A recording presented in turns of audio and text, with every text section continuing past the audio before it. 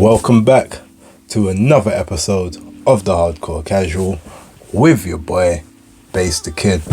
As always, like and subscribe, share with a friend, colleague, relative, associate, enemy, any and all in between. They are all appreciated.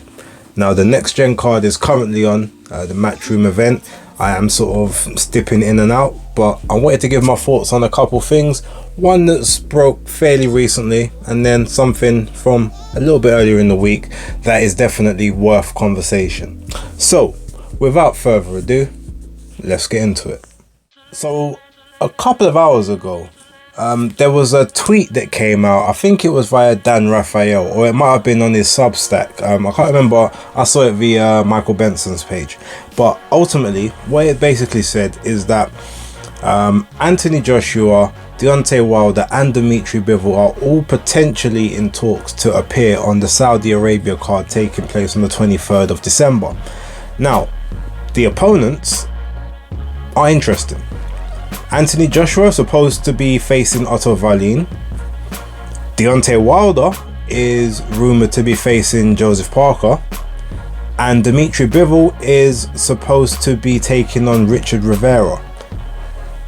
So let me give a little breakdown of each of those fights first of all. So Joshua versus Wallin, that would be a rematch from the amateur bout, in which I believe Joshua did win fairly comfortably, but it's another southpaw, someone who is virtually the same height as Anthony Joshua as well, so there's no level changing to worry about. It's literally eye-to-eye contact, which would be interesting. Otto Wallin is a person not with the biggest amount of power, but is pretty good movement. He's a box and move type opponent.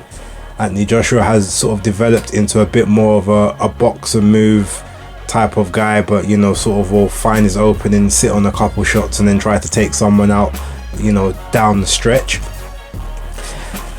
So overall, I actually think that's a decent fight, and I've said before that Wallin probably should have been an opponent he looked at from like the comeback, where the Jermaine Franklin fight was, the Dillian White fight. These were, bearing in mind, I guess you would have said, well, he should be looking at orthodox fighters, because if he's aiming to try and fight Tyson Fury, you want to fight orthodox. Yeah, cool, but Wallin, obviously there's the name recognition there, and then you can always use the, well, who did it better, Fury or Joshua, and that's always the narrative you're going to try and play. So to me, I felt it was a fairly interesting way to kind of go, way to take it. But we got where we got to, and Deontay Wilder was then supposed to be the the next opponent. However, the one thing I will say about that is that doesn't make much sense to me, for the simple fact of they are still at some point trying to get towards this Deontay Wilder fight. So why do you now go and fight a 6'6" southpaw when you're going to be fighting a 6'7" orthodox? The punches are coming from the totally opposite direction. The trajectories are different. The fighting styles are different. It still makes more sense to fight someone of a closer style, a closer symmetry to the person that you're going to be facing long term, if that is in fact still the plan. I don't know, but as a matchup in terms of a quote unquote keep busy fight, it's definitely not one that anyone can argue with. Let's be honest, Otto Wallin at the moment is number 2 in the IBF. He's ahead of Anthony Joshua in the rankings. So that's number 2 versus number 3. Winner then would fight number 1, I'm assuming, for a vacant belt. I can't really see much issues with that one, but obviously it's not the fight people want, but I get it. Okay, and then you got Deontay Wilder and Joseph Parker. Now, that's an interesting one, because that's a fight that was supposed to happen back in 2018, when Anthony Joshua obviously did the negotiations with Joseph Parker for the unification fight that they had at the Principality Stadium in Cardiff. Deontay Wilder and his team were in talks with Joseph Parker for, I think, about 5 or 6 months prior to that, and for whatever reason, Al Heyman, Shelley Finkel, and whoever else. I think Lou DiBella was a part of the team, or was a part of that setup as well at the time. None of them went and, you know, basically got the fight over the line, and Anthony Joshua came in and took that belt instead. Now, in terms of a Joshua fight, the Joseph Parker one is slightly better preparation to face Joshua. Yes, he's shorter, doesn't particularly fight like Joshua, but he has some, you know, he's got good movement, which Joshua does have, pretty good footwork, faster hands overall, so you could maybe say that if you can time in between his fast combination, that will put you in good stead to face someone like Anthony Joshua, who doesn't necessarily throw those combinations, but if you can time Parker, you should be able to time Joshua. That's the theory. So I actually don't mind that one, but I'm wondering, like, what does Joseph Parker get out of that? Because at this point in time, he looks like someone who's really just kind of there for the money. He says that he wants, you know, he wants to be a champion again, but there's a lot of moves that he's made, a lot of fights that he's taken, doesn't necessarily show that you want championships. It just shows that you're maybe looking for big money for, you know, as little resistance as possible. But that being said, we've seen that Joseph Parker is someone that will take on big challenges. I will never discredit his heart. That's one thing I won't do.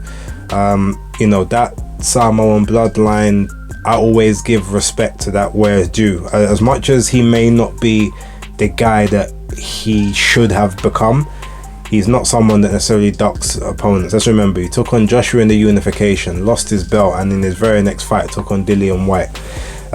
You know, then sort of maybe had a couple of other gimme fights. I know there was the Junior Farr fight back in New Zealand. I think the Alex Lapai fight was also in New Zealand, that he had that one as well.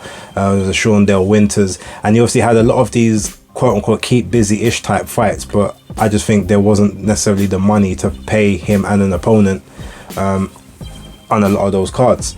Then obviously he goes in with Derek Chisora. You know, people say he got a gift decision in the first fight, but he cleaned that one up in their second bout. You know, but that was literally just a big name to add to your resume, and you know, he labored in the first one to that. So you had that, but then you also had, you know, Joe Joyce.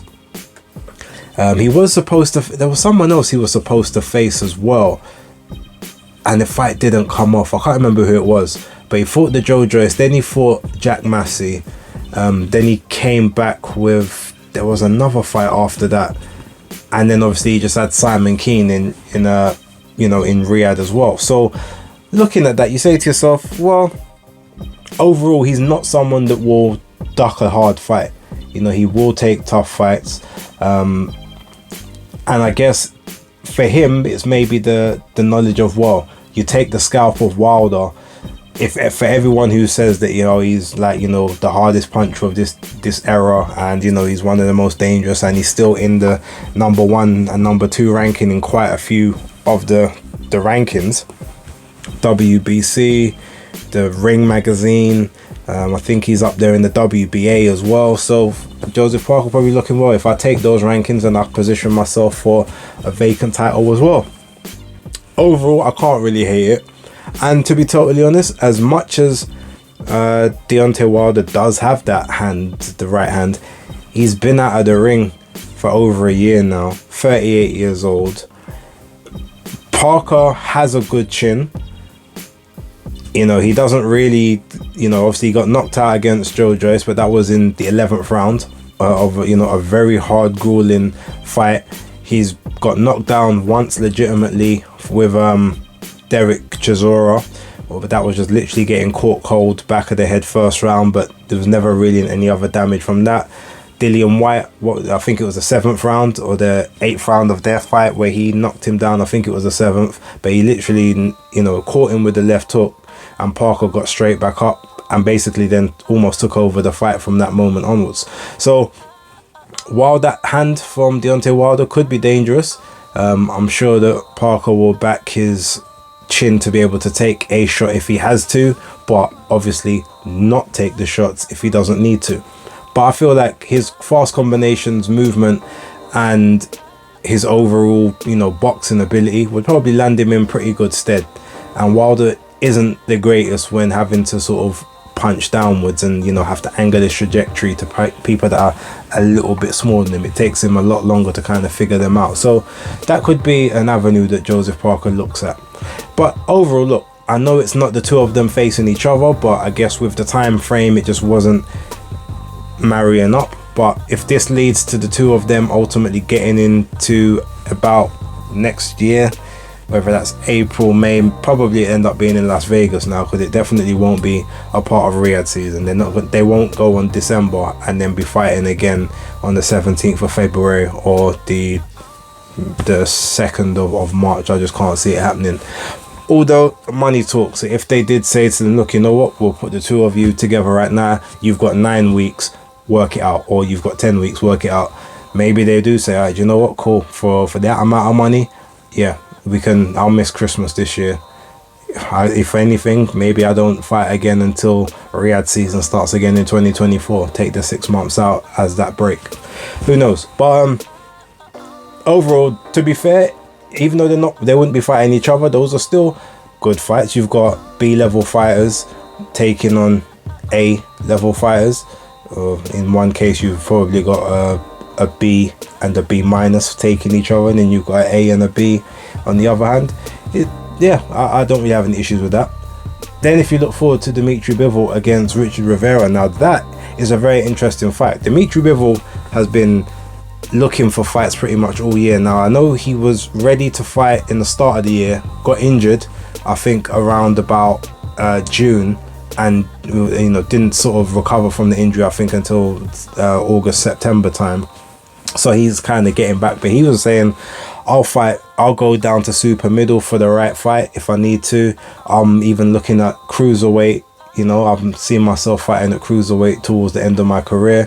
But Richard Rivera is a very interesting fight, because for those who don't know who Richard Rivera is, he fought Badu Jack on the Usyk versus AJ 2 undercard in Saudi Arabia back last year, and most people believe that he beat Badu Jack and was basically robbed of the decision, and that was up at cruiserweight, but he's a natural light heavyweight.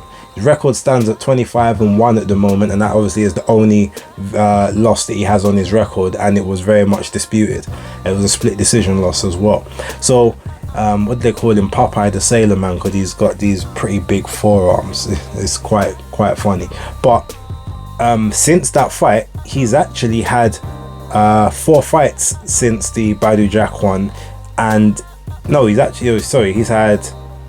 4 fights since December last year.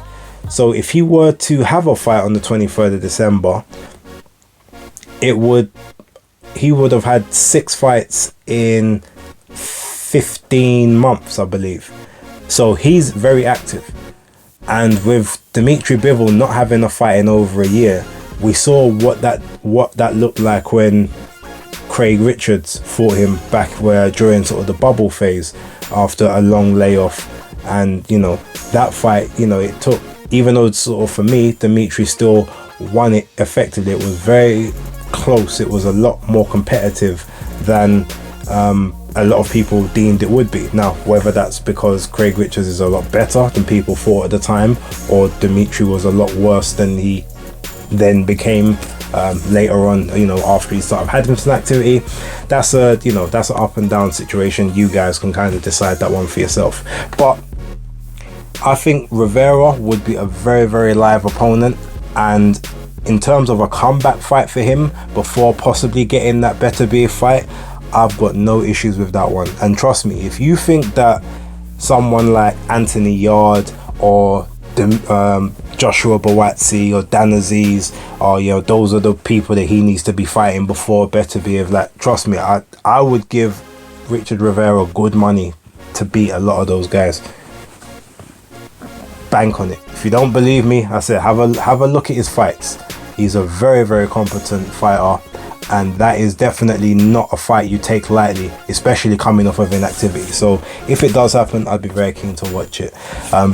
Leave your comments down below. Let me know what you think of those situations for that possible December 23rd card. But overall, I'm quite happy with that, especially if there are other big name fights on there, which I'm assuming would be you know, like a Francis Ngannou versus Derek Chisora. I can see that happening, but keep it moving, and we'll just see how this develops as the news carries on.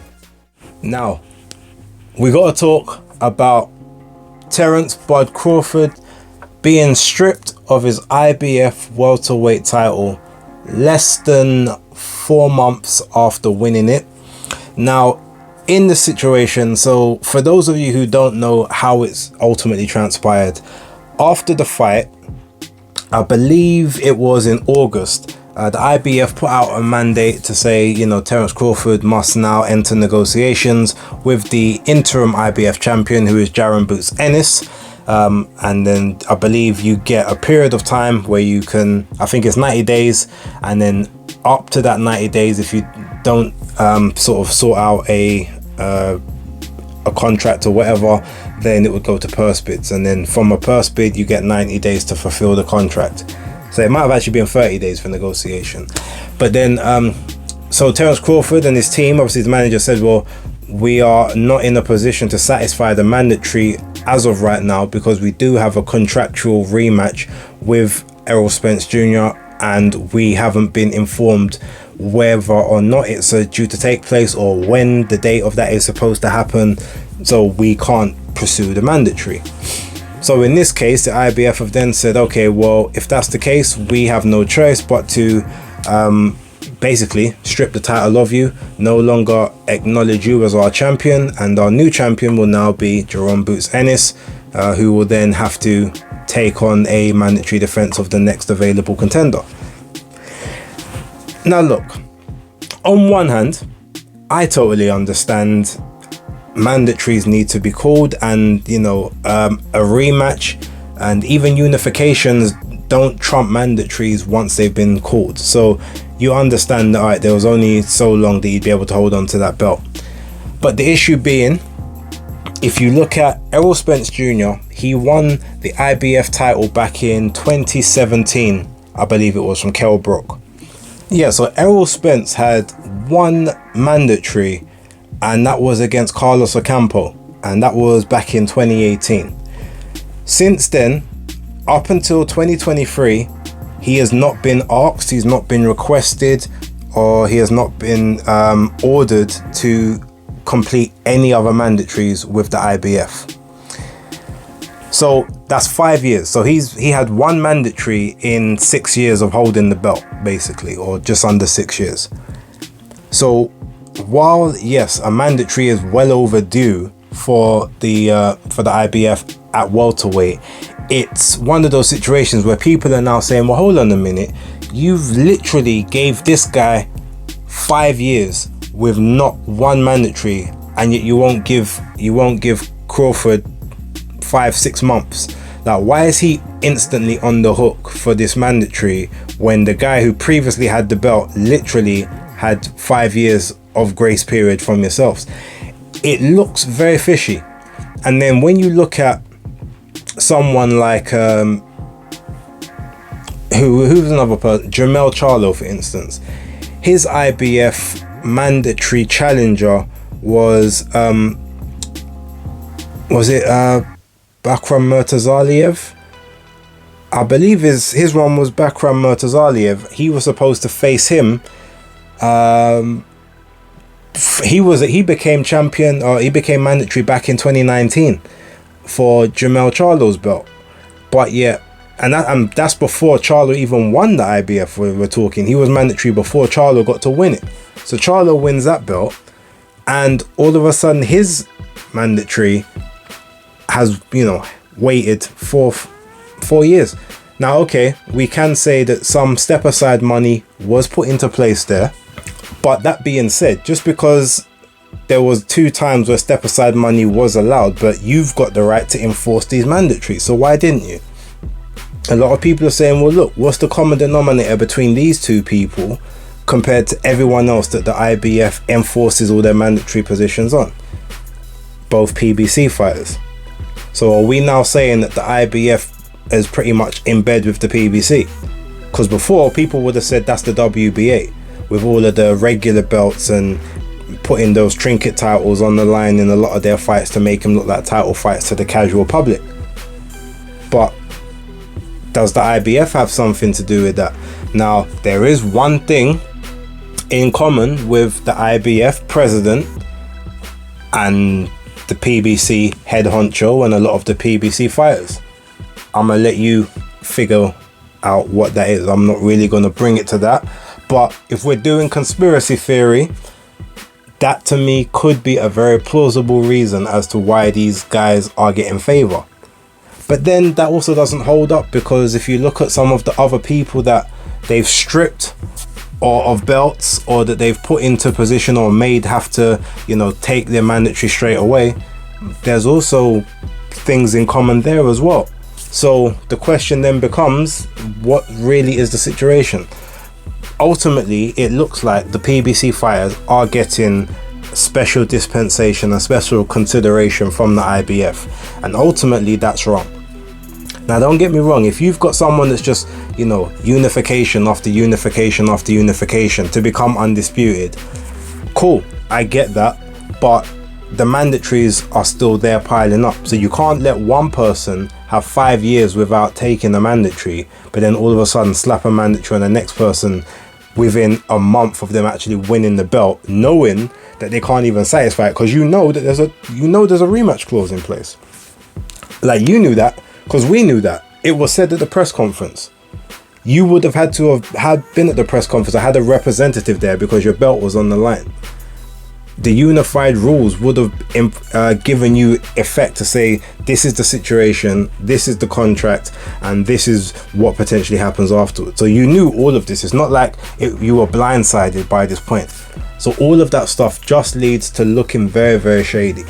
Now look, the IBF used to be considered the gold standard of the division. Like, they weren't, obviously everyone's got corruption here or there, but they was normally the ones where if you go down the IBF route, you will get your shot. If you are put in the number one position, like, your mandatory will be called, you will get your chance in the sunlight.